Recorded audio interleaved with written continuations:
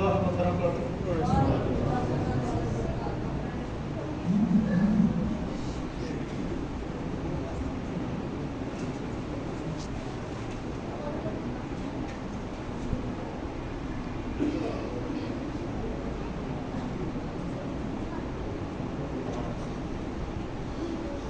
أشهد أن لا إله إلا الله وحده لا شريك له وأشهد أن محمدا عبده ورسوله أما بعد فأعوذ بالله من الشيطان الرجيم بسم الله الرحمن الرحيم. ایک درود اس مسلم پر تو دن میں 100 بار آقا محمد مصطفیٰ نبیوں کا سردار صلی اللہ علیہ وسلم.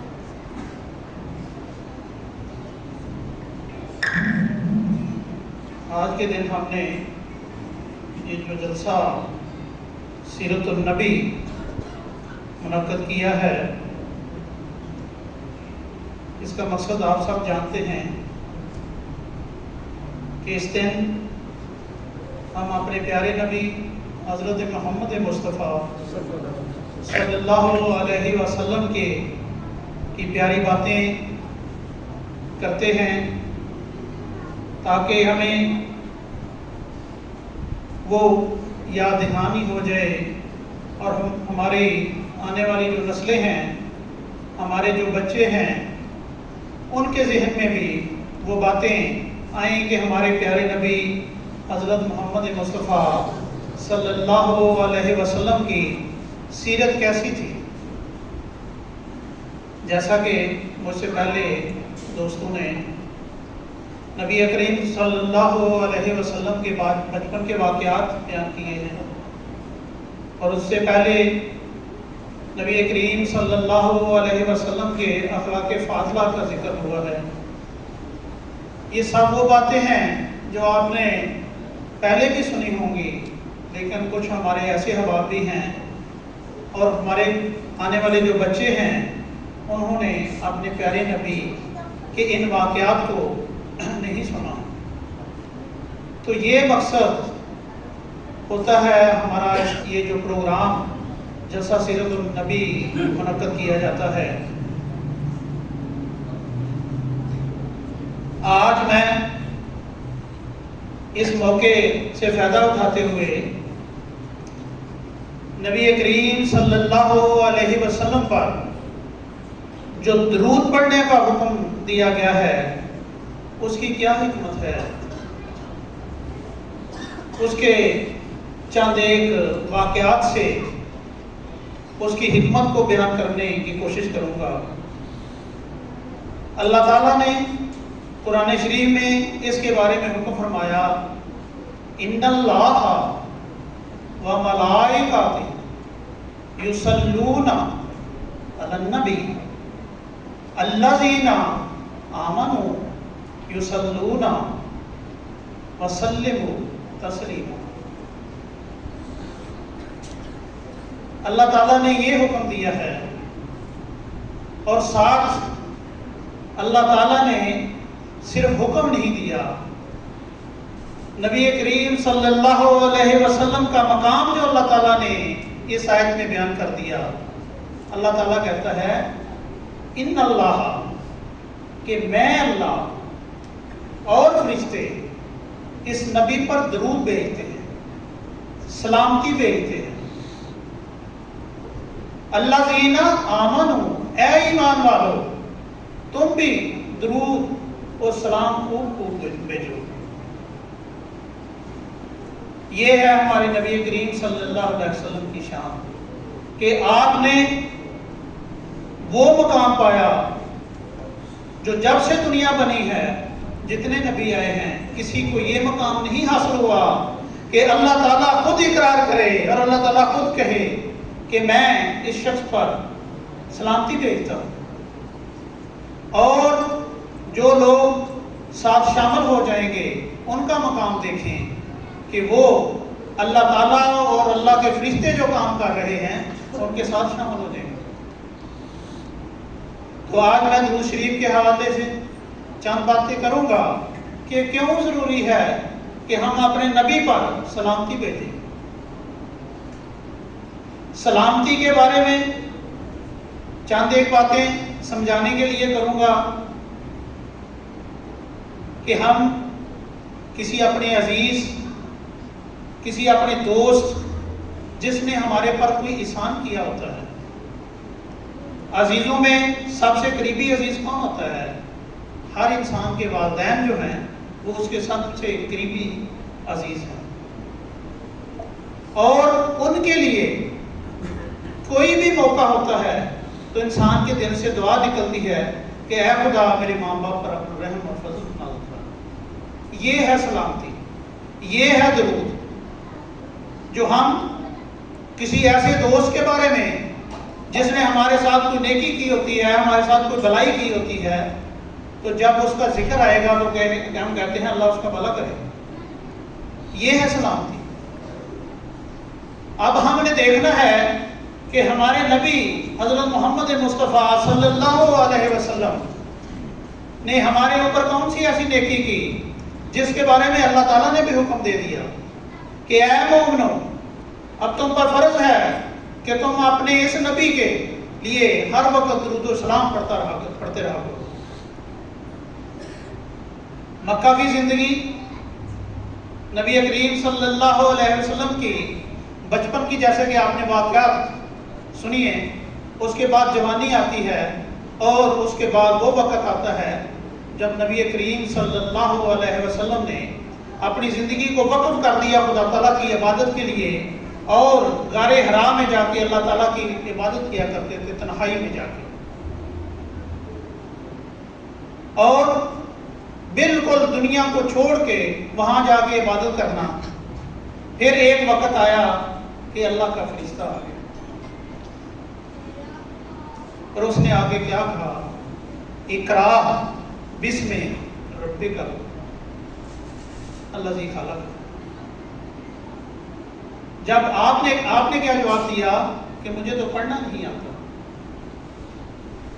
اس نے پھر کہا کہ آپ پڑھیں۔ آپ نے پھر کہا مجھے نہیں پڑھنا آتا۔ پھر کہا پڑھیں۔ آپ نے پھر یہی کہا تو فرشتے نے آپ کو اپنی باہوں میں لے لیا اور ایسا پہنچا کہ پھر کہا آپ پڑھیں۔ تو جب نبی کریم صلی اللہ علیہ وسلم نے وہ پڑھا اور گھر جاتے ہیں اور پورے جسم کے اوپر کپ کپی طاری ہوتی ہے۔ وہ کپ کپی کیا تھی؟ یہ نہیں ہے کہ وہ فرشتہ پہلی دفعہ دیکھ لیا یا نہیں، وہ ایک بہت بڑا حکم تھا جو اللہ کی طرف سے آیا تھا، اور ایک بہت بڑی ذمہ داری تھی جو اللہ کی طرف سے نبی کریم صلی اللہ علیہ وسلم کے کندھوں پر پڑ گئی تھی۔ وہ ایک بہت بڑا بوجھ تھا جو نبی کریم صلی اللہ علیہ وسلم کے کندھوں پر پڑا تھا۔ کس کے لیے؟ اس امت کے لیے، ہم کے لیے، میرے لیے، آپ کے لیے، جس کے بارے میں اللہ تعالیٰ نے قرآن شریف میں فرمایا کہ اگر یہی حکم میں پہاڑوں کے اوپر نازل کرتا تو پہاڑ ریزہ ریزہ ہو جاتے۔ اب یہ مثال ہے، کیا ہے کہ اتنا بڑا بوجھ تھا جو نبی کریم صلی اللہ علیہ وسلم کے کندھوں پر پڑا، لیکن آپ نے اٹھا لیا۔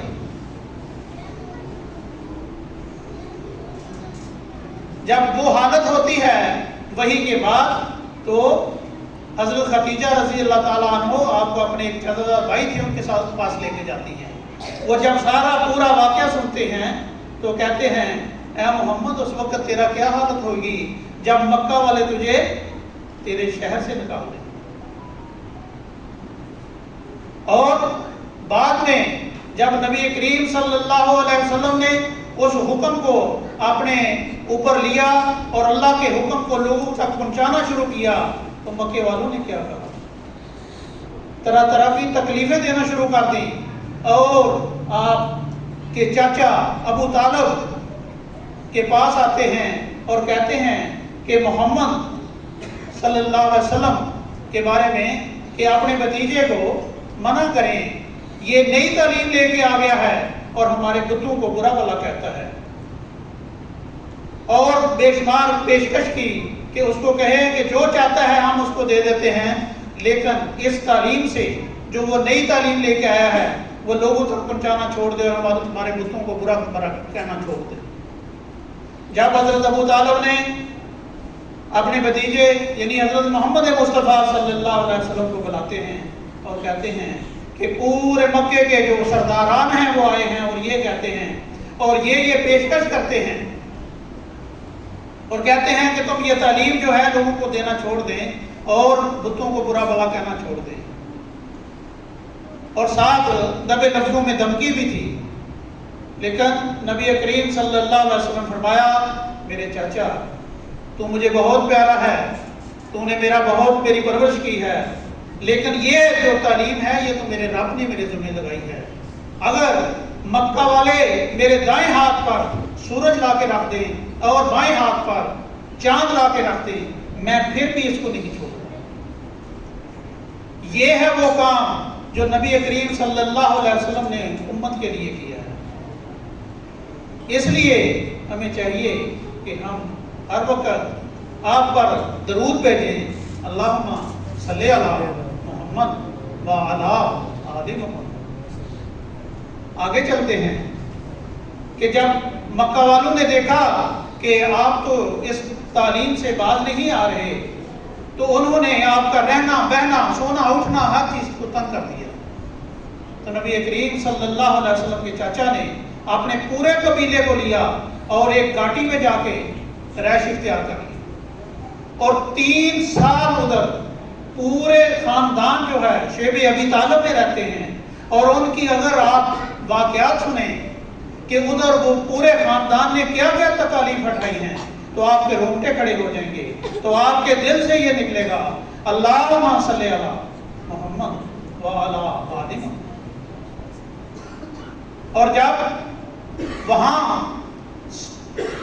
3 سال کے عرصے کے بعد بھی نبی کریم صلی اللہ علیہ وسلم نے دیکھا کہ یہ مکے والے جو ہیں یہ میرا پیغام جو میرے ذمہ لگا ہے وہ مجھے پہنچانے نہیں دیتے، تو آپ نے سوچا کہ میں تو یہاں سے باہر نکلتا۔ تو نبی کریم صلی اللہ علیہ وسلم اللہ تعالیٰ کے پیغام کو لے کر مکے سے دور ایک وادی ہے، وادی طیب جاتے ہیں اور وہاں جا کے اللہ کا پیغام دیتے ہیں۔ لیکن لوگ ہیں کہ ایسے بت پرست ہو چکے تھے اس زمانے میں، ایسے جہالت میں ڈوب چکے تھے کہ جب وہ آپ کا پیغام سنتے ہیں تو جب آپ واپس آنے لگتے ہیں تو اپنے شہر کے جو شریر بچے ہیں ان کی جولیوں میں پتھر ڈال کر دیتے ہیں کہ ان کو ذرا باہر چھوڑ کے آئیں، اور وہ بچے ہمارے پیارے نبی حضرت محمد مصطفیٰ صلی اللہ علیہ وسلم کے اوپر وہ پتھر برساتے ہیں اور آپ کو لہو لہان کر دیتے ہیں۔ نبی کریم صلی اللہ علیہ وسلم جب طیب کی وادی سے باہر نکلتے ہیں تو آپ کا سارا جسم لہو لہان ہو چکا تھا۔ کس لیے؟ وہ ایک پیغام دینے گئے تھے اللہ کا لوگوں کو کہ اللہ کے اس پیغام کے اوپر چلیں اور اپنی دین اور دنیا اور آخرت ہر چیز کو درست کر لیں، لیکن لوگ جہالت میں ڈوبے ہوئے تھے اور بیٹھے ہوئے ہیں کہ اس دوران فرشتہ آتا ہے، کہتا ہے کہ اللہ تعالیٰ کہتا ہے کہ اے محمد اگر تو کہیں میں فرشتوں کو حکم دیتا ہوں کہ یہ وادی جو 2 پہاڑوں کے درمیان میں ہے ان دونوں پہاڑوں کو ملاتا ہے اور اس ساری بستی کو گلیاں پھیر کر دیتا ہے۔ تو اللہ تعالیٰ کہتا ہے اے اللہ یہ لوگ ناسمجھ ہیں، ان کو سمجھ نہیں ہے، اگر آج یہ میرا پیغام نہیں سنتے، میری بات کو نہیں مانتے تو آنے والی نسلیں جو ہیں وہ سنیں گی۔ تو ہمارے پیارے نبی حضرت محمد مصطفیٰ صلی اللہ علیہ وسلم نے اللہ کے پیغام کو پہنچانے کے لیے اس طرح کی تکالیف جو ہیں وہ برداشت کی۔ جب آپ ان چیزوں کا مطالعہ کریں گے اور اپنے پیارے نبی کی ان تکالیف کو سامنے رکھیں گے تو آپ کے دل سے نکلے گا اللہم صلی علی محمد وعلی آل محمد۔ نبی کریم صلی اللہ علیہ وسلم کا جب مکہ میں انہوں نے رہنا اور مشکل کر دیا تو نبی کریم صلی اللہ علیہ وسلم کو اللہ تعالیٰ نے حکم دیا کہ اے محمد یہ لوگ تجھے نہیں مانتے تو یہاں سے نکل جا۔ اور ہمارے نبی حضرت محمد مصطفیٰ صلی اللہ علیہ وسلم مکہ سے ہجرت کر کے مدینہ جانے لگتے ہیں تو پھر بھی ان لوگوں کو چین نہیں آتا۔ وہ کہتے ہیں کہ یہ جو پیغام ہے ہم نے اس کو ہی ختم کرنا ہے، تو وہ آپ کا پیچھا کرتے ہیں۔ تو نبی کریم صلی اللہ علیہ وسلم غار ثور میں بنا لیتے ہیں اور مکے والے آپ کو پکڑنے کے لیے اونٹوں کا بڑا ایک انعام رکھتے ہیں اور لوگ اس انعام کے لالچ میں آپ کے پیچھے جاتے ہیں۔ اور ان تکالیف کو اگر دیکھیں تو غار ثور میں نبی کریم صلی اللہ علیہ وسلم کی جو تکالیف تھی اور جو راستے کی تکالیف تھی وہ آپ نے سب برداشت کی۔ اس لیے وہ پیغام جو اللہ تعالیٰ کی طرف سے ملا تھا آپ کو پہلی وحی میں، اقرا بسم ربک کہ اللہ تعالیٰ کے نام سے پڑھ اور اس پیغام کو دنیا تک پہنچا۔ وہ نبی جس نے ہمارے لیے ان تکالیف کا سامنا کیا اور اپنی ساری زندگی اسی پیغام کو پہنچانے کے لیے گزار دی، اور بعد میں مدینے جاتے ہیں اور مدینے کی 10 سالہ زندگی جنگ و جدل کی زندگی ہے، جیسا کہ ہمارے پیارے امام حضرت رضا خلیفۃ المسیح خامس ایت اللہ تعالیٰ بنصر عزیز کے خطبات آپ سن رہے ہیں کہ حضور نبی کریم صلی اللہ علیہ وسلم کی سیرت بیان کر رہے ہیں، اور وہ کوئی عام واقعات نہیں تھے، جنگ کے واقعات تھے، ہر وقت موت تھی، ہر وقت شہادتیں تھیں، ہر وقت اس طرح کی، لیکن آپ نے ایک جو پیغام تھا اللہ کا اس کو پہنچانے کے لیے ہر تکالیف کو سامنا کیا۔ جیسا کہ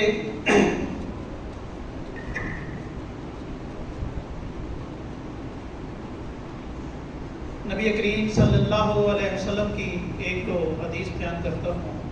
جس نے آپ نے اپنے اوپر درود پڑھنے کے حوالے سے بیان کی ہیں۔ حدیث شریف میں آیا ہے کہ حضرت عبداللہ بن مسعود سے روایت ہے کہ رسول اللہ صلی اللہ علیہ وسلم نے فرمایا کہ قیامت کے دن لوگوں میں سے سب سے زیادہ میرے نزدیک وہ شخص ہوگا جو ان میں سے مجھ پر سب سے زیادہ درود بھیجنے والا ہے۔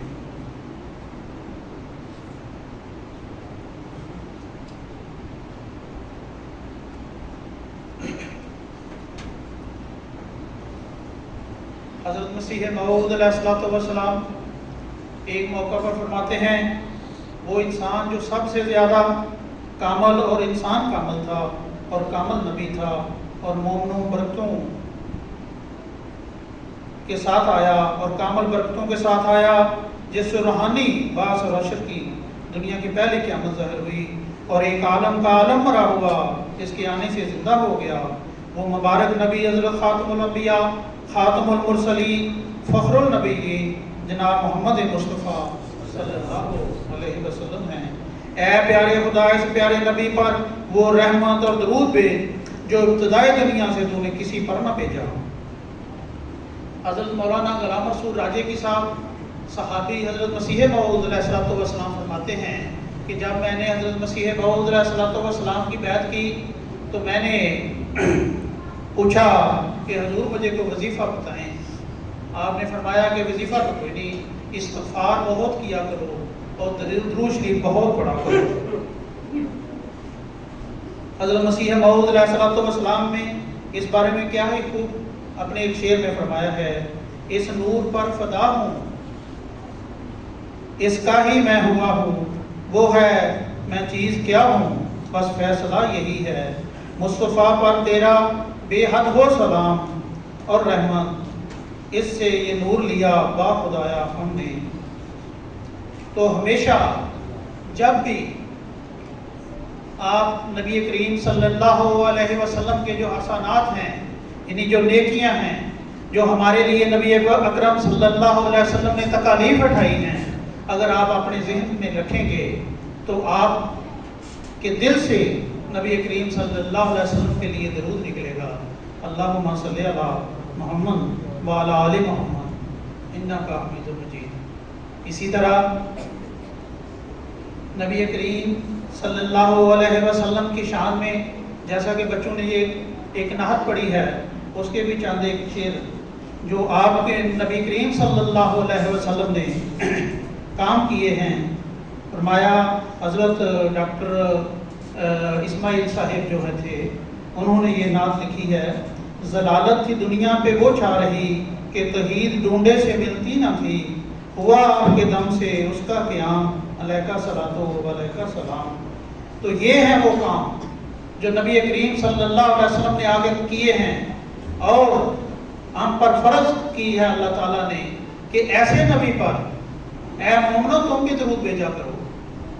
اس نے ایسے کام کیے، ایسا مقام پایا کہ اللہ اور اس کے فرشتے اس پر سلامتی بھیجتے ہیں۔ تو مومنوں کو بھی اللہ تعالیٰ نے کہا کہ تم بھی اپنے پیارے نبی پر درود و سلام بھیجا کرو۔ تو اس کی جو ایک سب سے بڑی حکمت ہے جو بیان ہوئی ہے، یہ ایک ذریعہ ہے، ایک ایسا نسخہ ہے کہ تم اگر اپنی کوئی بھی دعا قبول کرنا چاہتے ہو تو وہ دعا کرنے کے بعد درود شریف پڑھیں، اللہ تعالیٰ آپ کی اس حاجت کو پوری کر دے گا۔ اس کی ایک مثال بیان کرتا ہوں۔ عام روزمرہ زندگی میں آپ دیکھتے ہیں، آپ باہر نکلتے ہیں، کوئی مانگنے والا آپ کے پاس آتا ہے، اب اس مانگنے والے کو مانگنے کا گر آتا ہے، اس کے پاس مانگنے کا ایسا نسخہ ہے کہ وہ آپ کی جیب سے پیسے نکلا لیتا ہے۔ کس طرح؟ وہ آ کے کسی ایسے عزیز کا واسطہ دے گا آپ کو دیکھتے ہوئے کہ آپ کا دل بھر آئے گا اس کی اس دعا سے، اور آپ اس کی جو حاجت ہے وہ پوری کر دیں گے۔ وہ آپ کو دیکھتے ہوئے سب سے پہلے آپ کو دعا دے گا کہ اللہ تیری ماں کا بھلا کرے، پھر دیکھے گا، کہے گا اللہ تیرے باپ کا بھلا کرے، اور موقع کی مناسبت سے ایسی دعا دے گا کہ آپ کا دل بھر آئے گا کہ آپ اس کو اس کی حاجت پوری کرنے کے لیے مجبور ہو جائیں گے۔ تو یہ ایک نسخہ بیان کیا گیا ہے درود شریف کا، کیونکہ ہمارے پیارے نبی حضرت محمد مصطفیٰ صلی اللہ علیہ وسلم اللہ تعالیٰ کے پیارے محبوب ہیں۔ جب تم اللہ کو اس نبی کا واسطہ دو گے تو اللہ تعالیٰ سے جو بھی دعا مانگو گے وہ دعا پوری کی جائے گی۔